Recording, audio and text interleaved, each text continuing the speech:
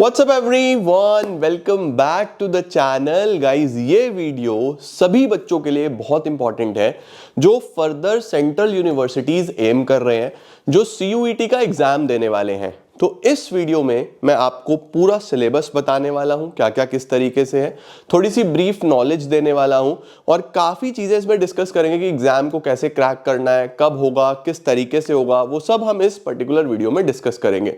तो वीडियो को लाइक कर देना, सभी बच्चों तक शेयर कर देना जिनका टारगेट है SRCC, Hansraj college, Hindu college, अच्छे अच्छे colleges, central universities, DU, BHU, तो सभी के लिए काफी यूजफुल रहेगा और हम इसमें काफी चीजें डिस्कस करेंगे। तो चलिए जल्दी से लेट्स बिगिन।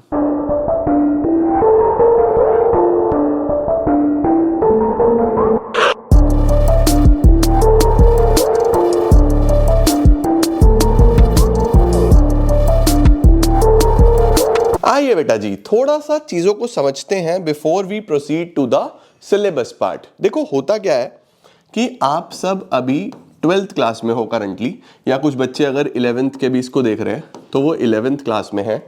तो अब 12th के बाद आपको अगर सेंट्रल यूनिवर्सिटीज चाहिए, सेंट्रल यूनिवर्सिटीज जो सेंट्रल गवर्नमेंट के द्वारा एफिलिएटेड होती है, फंडेड होती हैं, तो सेंट्रल यूनिवर्सिटीज में सबसे पॉपुलर कॉमर्स वाले बच्चों के लिए दिल्ली यूनिवर्सिटी या BHU, बनारस हिंदू यूनिवर्सिटी, इसी तरीके से मल्टीपल यूनिवर्सिटीज सेंट्रल यूनिवर्सिटीज की कैटेगरी में आती हैं।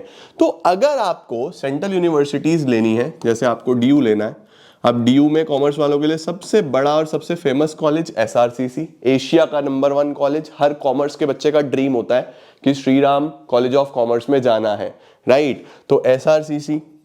अगर आपको हंसराज एम करना है, Hansraj college, Ramjas college, Kirorimal college, Hindu college, LSR Lady Shri Ram, Saint Stephen's, बहुत सारे ऐसे कॉलेज हैं जो DU में आप एम करते हो अलग अलग कोर्सेज के लिए, BCom ऑनर्स के लिए, इको ऑनर्स के लिए, BBA के लिए सुखदेव, शहीद सुखदेव, बहुत ज़्यादा इंपॉर्टेंट कॉलेज और बहुत पॉपुलर कॉलेज, राइट।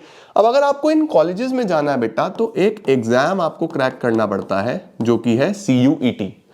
अब ये जो आपका CUET एग्जाम है, ये बेटा 13 मई से होने को बताया गया है। एग्जाम कौन कंडक्ट कराता है? NTA, नेशनल टेस्टिंग एजेंसी, ठीक है। तो आप लोगों के मान के चलो कि जो बोर्ड्स हैं वो 15 फेब से शुरू हो रहे हैं और 25-26 मार्च तक, 26 मार्च तक जा रहे हैं। उसके बाद भी एक आधा एग्जाम है, लेकिन 26 मार्च तक तुम्हारे main exams majority of the students के खत्म हो जाएंगे, राइट। तो आप 26 मार्च तक तो बोर्ड्स में ऑक्यूपाइड हो, उसके बाद फिर आपको ये वाला एग्जाम देना है। इसके बेसिस पे फिर आपकी मेरिट बनेगी, उस आधार पे आपको कोई भी सेंट्रल यूनिवर्सिटी मिलेगी, राइट। अब सेंट्रल यूनिवर्सिटीज में जाने के लिए बेटा जो आपके मेजर कॉम्बिनेशंस हैं, जैसे मैं अगर बात करूं कि आपको BCom ऑनर्स अगर आप देख रहे हो, तो इस केस में आपके पास एक लैंग्वेज होनी चाहिए, जो कि most of the students English language prefer करते हैं। तो एक कोई भी एक लैंग्वेज जो कि इंग्लिश है। उसके बाद आपको अकाउंट्स या मैथ्स में से कोई भी एक, अकाउंट्स और मैथ्स, जिसमें मेजॉरिटी बच्चे अकाउंट्स लेते हैं, जिनका मैथ्स अच्छा होता है वही मैथ्स लेते हैं, प्लस 2 डोमेन, कोई भी 2 डोमेन जो आपने 12th में पढ़े हुए हैं। डोमेन मतलब जो सब्जेक्ट्स आपके पास 12th में है अदर देन दीज 2 सब्जेक्ट्स। तो 2 ये हो गए, 3 बचे, 3 में से कोई भी 2 ले सकते हो। मेजॉरिटी बच्चे बिजनेस स्टडीज और इकोनॉमिक्स लेते हैं। तो CUET से अगर आपको इन कॉलेजेस में एडमिशन लेना है तो आपको ये 4 एग्जाम्स देने पड़ते हैं, ठीक है।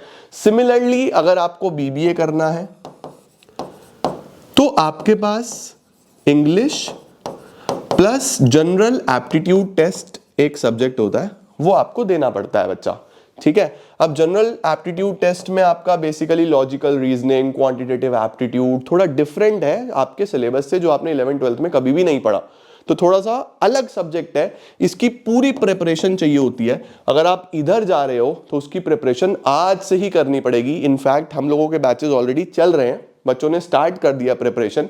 अगर आपको बैचेस देखने हैं तो हमारे DC लाइन ऐप पे जाके सारे के सारे बैचेस लाइव हैं, स्टूडेंट्स कर रहे हैं, आप एनरोल कर सकते हो। तो जीएटी चल रहा है। इंग्लिश की बात करूं बेटा, ये भी 12th के मुकाबले बहुत अलग है, क्योंकि इसके अंदर रीडिंग पोर्शन आता है, वोकैबुलरी पोर्शन आता है, ग्रामर पोर्शन आता है। लिटरेचर इसमें नहीं होती। आप पूरे साल 12th में लिटरेचर पढ़ते हो, वो भी कोई नहीं पढ़ता, आखिरी में पढ़ते हो। बट आपको इंग्लिश की सेपरेट प्रिपरेशन करनी पड़ती है। तो अगर आप ये सोच रहे हो कि मैं बस बोर्ड्स के बाद चीजें करूं, जो कि ऑफ कोर्स मेजॉरिटी बच्चा सोचता है, बट वहां पे टाइम थोड़ा सा कम होता है बेटा, क्योंकि आपके पास देखो ना 26 मार्च पे आप यहां से फ्री हो रहे हो। मार्च में तुम वैसे भी कुछ नहीं पढ़ने वाले, तो अप्रैल के 30 दिन और बेसिकली 10 दिन आपके मई के, तो 40 डेज में आपको पूरी इंग्लिश तैयार करनी पड़ेगी एंड जीएटी तैयार करना पड़ेगा, अगर आप इस कॉम्बिनेशन में जा रहे हो। अगर आप इस कॉम्बिनेशन में जा रहे हो तो इंग्लिश तैयार करनी है, उसके बाद अकाउंट्स बीएसटी इको तैयार करनी है। अब इनके सिलेबस में पहले क्या होता था, पिछले साल तक मेजॉरिटी पोर्शन आपका वही होता था जो 12th में आपने पढ़ा है, राइट। लेकिन इस बार एनटीए ने बहुत सारे चेंजेस कर दिए, जिस बात से मैं एनटीए से थोड़ा सा खफा भी हूं।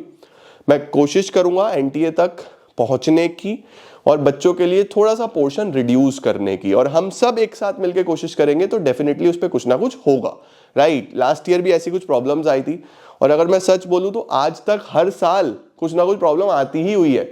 जब से एनटीए सीयूईटी करा रहा है, not even a single year has passed जहां पे पेपर स्मूथली हुआ हो।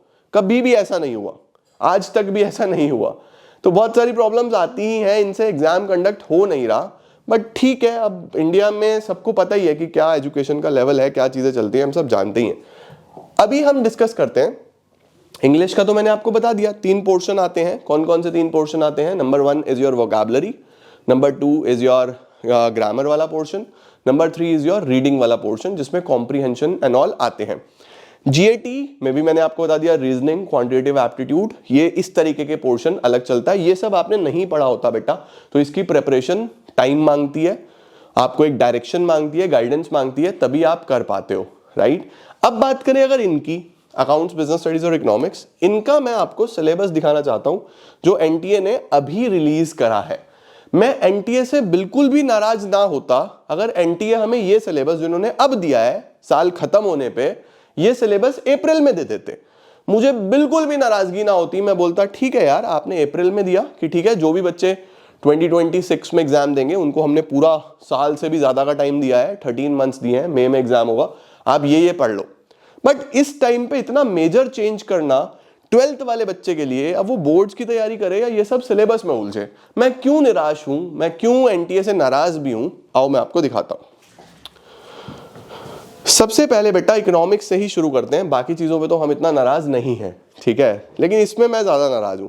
देखो भाई, सबसे पहले हमारे को इन्होंने दिया माइक्रो इकोनॉमिक्स। अब जो बच्चे सीबीएसई बोर्ड वाले हैं वो तो मैक्रो एंड इंडियन पढ़ते हैं, तो उनको ये पूरा पोर्शन नया पढ़ना पड़ता है, राइट। बट हमें इस चीज में कोई ऐसी नाराजगी नहीं होती ज्यादा अगर यहां पे पिछले साल जैसा सिलेबस रहता।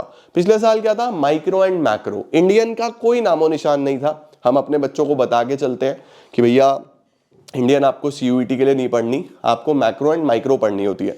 बट इस बार इन्होंने क्या करा, इन्होंने कहा नहीं, हमें तो तीनों चाहिए।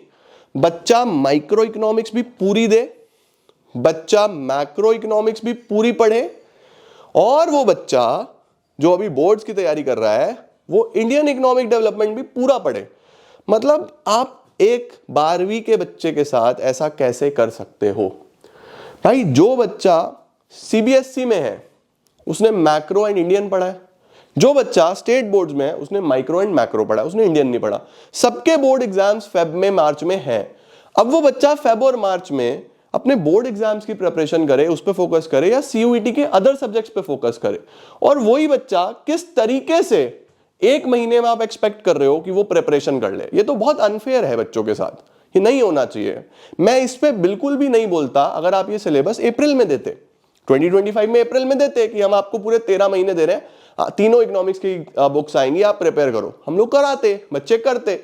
But this is very unfair कि आप इस टाइम पे आपने सब कुछ चेंज कर दिया और आपने 3 किताब इकोनॉमिक्स की डाल दी बच्चों के लिए। भाई वीक बच्चे भी देते हैं एग्जाम्स, सारे होशियार तो नहीं देते, वो लोग कैसे प्रिपेयर करेंगे? उनके लिए तो बहुत ही अनफेयर है ना।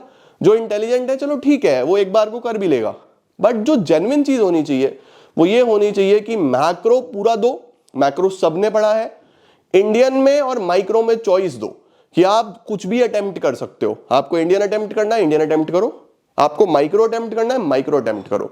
तो ये बात हम सब, चाहे वो ट्विटर के थ्रू पहुंचाए, एक्स के थ्रू, चाहे वो हम अलग अलग हैशटैग्स यूज करके अलग अलग सोशल मीडिया पे पोस्ट बनाएंगे, रील्स बनाएंगे, इकट्ठे होकर सारे कॉमर्स वाले ये चीज पहुंचाएंगे कि हमें माइक्रो और इंडियन में चॉइस दो। मैक्रो ठीक है, सबने पढ़ी है 12th में, मैक्रो दो, बट माइक्रो और इंडियन में से कोई एक जो बच्चा अटेम्प्ट करना चाहे, जैसे अकाउंट्स में दिया हुआ है, एनालिसिस में और कंप्यूटराइज्ड अकाउंटिंग में जैसे 12th में चॉइस होती है, वैसे सीयूईटी में भी चॉइस है। तो जिसने एनालिसिस पढ़ा हुआ है वो एनालिसिस का एग्जाम देगा, जिसने कंप्यूटराइज्ड अकाउंटिंग पढ़ा हुआ है वो कंप्यूटराइज्ड का एग्जाम देगा। दैट इज वेरी फेयर और वो सही भी है। बट ये क्या बात हुई यार कि आप इस टाइम पे पूरा पोर्शन ही चेंज कर दो? This is very unfair. और हाउ कैन यू एक्सपेक्ट कि एक बच्चा कैसे प्रिपेयर करेगा यार? सिर्फ होशियार बच्चों के लिए थोड़ी ना एग्जाम। या तो आप बोल दो कि हमने तो ये एग्जाम सिर्फ होशियार बच्चों के लिए रखना है, we don't care about average student, we don't care about a below average student. हम चाहते ही नहीं कि वो अच्छी यूनिवर्सिटी अच्छे कॉलेज में जाए, यही तो है ना, सिलेबस से तो यही लगता है। तो यहां पे देखो बच्चों, इंडियन इकोनॉमिक डेवलपमेंट में इन्होंने पूरा पोर्शन दिया है। मतलब मैं उस चीज पे भी चलो ठीक है, अगर आपको तीनों देने थे आप 2-2 यूनिट दे देते यार, 2 यूनिट माइक्रो से 2 यूनिट इंडियन से। But very unfair, very very very unfair. देखो क्या दिया है, सबसे पहले डेवलपमेंट पॉलिसीज, वही brief introduction on the eve of independence, 5 year plans, पूरे के पूरे आईपीआर, सब कुछ डाला है। उसके बाद इकोनॉमिक रिफॉर्म्स 1991, पूरा का पूरा एलपीजी वाला चैप्टर। उसके बाद हमारे पास इन्होंने चारों चैप्टर दिए हैं, human capital formation, rural development, employment, environment and sustainable development. उसके बाद इंडिया चाइना पाकिस्तान, पूरी इंडियन की किताब, कुछ भी अलग नहीं करा। देखो ताली बजाओगे ना इनके लिए तुम लोग, सही हो गया। अब लो जी, मैक्रो दे दिया जी। मैक्रो की अगर हम बात करें, बीओपी फॉरेन एक्सचेंज पूरा दिया है, ठीक है। बीओपी का मीनिंग, बीओपी के कंपोनेंट्स, उसके बाद surplus deficit, foreign exchange rate का सब कुछ दिया है, ठीक है। गवर्नमेंट बजट की बात करें, A to Z सब कुछ दिया है जो आप क्लास 12th में पढ़ रहे हो, कुछ प्लस नहीं है कुछ माइनस नहीं है। हाँ ठीक है, पिछली बार कुछ टॉपिक्स एक्स्ट्रा थे वो हटा दिए। इसके बाद determination of income and employment, AD AD AS में सब कुछ दिया है, पूरा एग्रीगेट डिमांड, पूरा एग्रीगेट सप्लाई, सब कुछ। उसके बाद मनी एंड बैंकिंग पूरा दिया है, money creation, money multiplier, central bank उसके फंक्शंस, मनी सप्लाई को कैसे कंट्रोल करना है। उसके बाद अगर हम देखें तो macro economics introduction, circular flow, उसके बाद रिलेटेड टू नेशनल इनकम, सब कुछ। हाँ कुछ पिछले साल टॉपिक्स थे जैसे private income, personal disposable income, वो सब हटा दिए हैं क्योंकि बच्चे ने वैसे भी पढ़े नहीं होते, वो हटने ही चाहिए थे, वो सब डिलीट हो गए हैं, ठीक है सर, परफेक्ट। माइक्रो की बात करें तो पूरा माइक्रो है, पूरा माइक्रो क्या होता है, सेंट्रल इकोनॉमिक प्रॉब्लम्स क्या होती हैं, कंज्यूमर इक्विलिब्रियम क्या होता है, डिमांड क्या होता है, डिमांड का पूरा chapter, production, cost, revenue, supply, producer equilibrium, market, सब। तो क्रक्स ये है कि अगर आप सीयूईटी का एग्जाम देने वाले हो तो आपको पूरी माइक्रो, पूरी मैक्रो और पूरी इंडियन पढ़नी है। This is where I am telling कि ये अनफेयर है, ये नहीं होना चाहिए बच्चों के साथ, ये गलत है, बहुत गलत है। और आपको करना था तो यार आप टाइम से सिलेबस दो ना। आप साल खत्म हो गया, सिलेबस दे रहे हो, उसके बाद बोल रहे हो सब कुछ करो, यार गलत बात है। बच्चा बोर्ड्स की पढ़ाई करे, इसकी पढ़ाई करे, आप कैसे एक्सपेक्ट कर सकते हो। अकाउंटेंसी पे आ जाओ बेटा। अकाउंटेंसी में अगर हम बात करें तो ठीक है, सब वही है जो आपने 12th में पढ़ा है, पूरी पार्टनरशिप है, change in PSR, goodwill, admission, retirement, death, dissolution, लगभग सब कुछ है, लगभग सब कुछ है। उसके बाद अगर हम बात करें कंपनी की, तो कंपनी में वही issue of shares, issue of debentures, वो बढ़िया तरीके से दिया गया है, ठीक है। पूरा मतलब full fledged features and types of the company, share capital, meaning, nature, types, accounting for share capital, issue and allotment of equity and preference share, over subscription, under subscription, par premium, calls in advance, calls in arrears, for consideration other than cash, for future reissue, सब दिया है, ठीक है। उसके बाद debentures में par premium discount, issue of debentures for consideration other than cash, debentures with terms of redemption, debenture as collateral security, interest on debentures, writing off discount, सब आप 12th में पढ़ते हो, वही सब कुछ है, ठीक है। एनालिसिस की बात करें, फाइनेंशियल स्टेटमेंट्स हो गया, उसके बाद आपका मीनिंग, सिग्निफिकेंस, पर्पस, लिमिटेशंस हो गया, कंपैरेटिव कॉमन साइज हो गया, सारे रेशियोज हो गए, कैश फ्लो हो गया, सब दिया है। ठीक है, इसके साथ इन्होंने ऑप्शनल दिया है कि या आप कंप्यूटराइज्ड कर सकते हो, जो होना भी चाहिए। जिस बच्चे ने कंप्यूटराइज्ड करा है वो कंप्यूटराइज्ड लिखेगा, जिस बच्चे ने रखा है क्या अपना, जिस बच्चे ने वहां पे रखा है एनालिसिस, वो एनालिसिस करेगा बेटा, ये फेयर है, यही होना चाहिए, है ना। Perfect sir. बिजनेस स्टडीज की अगर बात करें बेटा, तो पूरे आपके सारे 12 चैप्टर्स हैं जो आप क्लास 12th में पढ़ रहे हो। पिछले साल तक फाइनेंशियल मार्केट्स नहीं होता था, उसकी जगह एंटरप्रेन्योरशिप डेवलपमेंट होता था, एनसीईआरटी में चैप्टर 13 था वो। ठीक है, वो हट गया है और फाइनेंशियल मार्केट्स वापस आ गया है। तो बेसिकली जो आपके 12th के 12 चैप्टर है, मैनेजमेंट के शुरू के 8, मैनेजमेंट का मीनिंग हो गया, दूसरा आपका प्रिंसिपल्स हो गया, तीसरा बिजनेस एनवायरनमेंट हो गया, 5 फंक्शंस हो गए, post DC, planning, organising, staffing, directing, controlling. उसके बाद बिजनेस फाइनेंस यानी वही financial management, financial markets, marketing, consumer protection, वही 12 चैप्टर्स यहाँ पे दिए हैं पूरे पूरे। Principles of management, business environment, planning, organising, staffing, directing, controlling, business finance, financial markets, marketing and consumer protection. ये सारा का सारा सिलेबस बेटा अगर आप गूगल पे सिंपली लिखते हो कि हमको CUET सिलेबस 2026, तो आपको बिल्कुल ऊपर ही वेबसाइट मिल जाएगी, वहां पे आपको सारे सब्जेक्ट्स का सिलेबस मिल जाएगा। तो आप आराम से उसको स्टडी कर सकते हो, देख सकते हो, समझ सकते हो। और आप इस चीज को समझो कि एग्जाम को थोड़ा सा डिफिकल्ट बनाने का प्रयास किया जा रहा है। हर साल लेवल तो बढ़ ही रहा है, मतलब जो लेवल ऑफ क्वेश्चंस है वो हर साल इसको तो बढ़ा ही रहे हैं, बट सिलेबस बढ़ा के भी ये चीज प्रिटेंड करी जा रही है कि बहुत मुश्किल एग्जाम है। तो आपको बहुत अवेयर होके इसकी प्रिपरेशन स्टार्ट करनी पड़ेगी बेटा। अभी से अपने 12th के साथ साथ चीजें स्टार्ट करो। अगर सेल्फ स्टडी से कर सकते हो सेल्फ स्टडी से करो। हमारे CUET वाले चैनल पे DC लाइन CUET का एक सेपरेट चैनल है, तो DC लाइन CUET वाले चैनल पे लास्ट ईयर की प्लेलिस्ट है, आप वहां से कर सकते हो। अगर आपको लाइव में पढ़ना है तो हमारे लाइव बैचेस भी शुरू हो चुके हैं। निश्चय बैच हमारा चल रहा है, तो आप DC ऐप डाउनलोड करके स्टोर सेक्शन में जाके बैच में एनरोल कर सकते हो। अभी न्यू ईयर सेल भी चालू है कल से, तो कल आप एनरोल करना, उसमें आपको डिस्काउंट्स भी मिलेंगे फॉर 3 डेज। हमारे कोर्सेज पे डिस्काउंट्स भी है।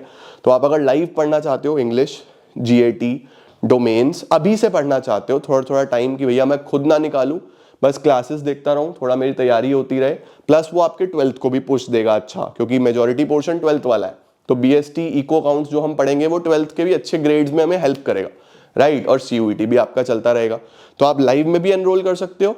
एंड इफ यू वांट कि मैं अभी नहीं प्रिपरेशन करना चाहता, तो मार्च एंड पे हमारा क्रैश कोर्स भी आएगा 40 डेज वाला, आप उसमें भी एनरोल कर सकते हो।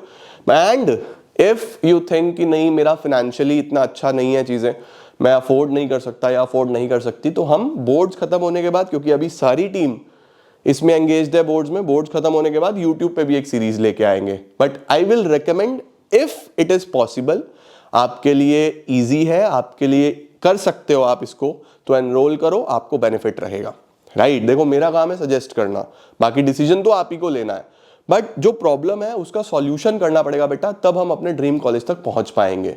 तो ये सारी प्रॉब्लम्स हैं, ये सारी चीजें हैं, और ये मुझे आपको बताना था कि क्या क्या चेंजेस आए हैं, किस तरीके से होता है।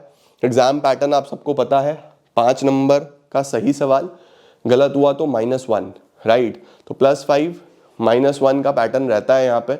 और लास्ट ईयर तक ये हिसाब किताब था कि सारे ही क्वेश्चंस अटेम्प्ट करने हैं आपको, तो काफ़ी कुछ चीज़ें चलती रहती है। मैं एक सेपरेट वीडियो भी बनाऊंगा सब्जेक्ट वाइज कि कितने क्वेश्चंस, कितने सही पे प्लस, कितना गलत पे माइनस, नेगेटिव मार्किंग होती है, सारे ऑब्जेक्टिव होते हैं, और किस किस तरीके से आपको अटेम्प्ट करना है। तो उसके लिए हमारा DC लाइन CUET वाला चैनल जरूर सब्सक्राइब करें, क्योंकि वहां पे बहुत कुछ यूजफुल आपके लिए ऑलरेडी आ रहा है और आता रहेगा, राइट। तो इस वीडियो के बारे में कुछ और आपको जानना है, कुछ और चीज आपके मन में है, तो कमेंट सेक्शन में जरूर लिखना। और आप लोग अगर हम सब मिल के शुरू करें, NTA तक पहुंचने का प्रयास करें, मैं अपने पर्सनल कॉन्टैक्ट्स के थ्रू भी पहुंचूंगा, और हम सब मिल के भी अगर हम लड़ाई लड़ें, तो क्या आप तैयार हो, ये मुझे कमेंट सेक्शन में जरूर बताना, ताकि हम जो सही है, जो फेयर चीज है, वो चीज सही करा सकें। अनफेयर नहीं होना चाहिए किसी भी बच्चे के लिए। भाई अगर मैं एक एवरेज स्टूडेंट हूं तो मेरे लिए अनफेयर है, this is not fair for me.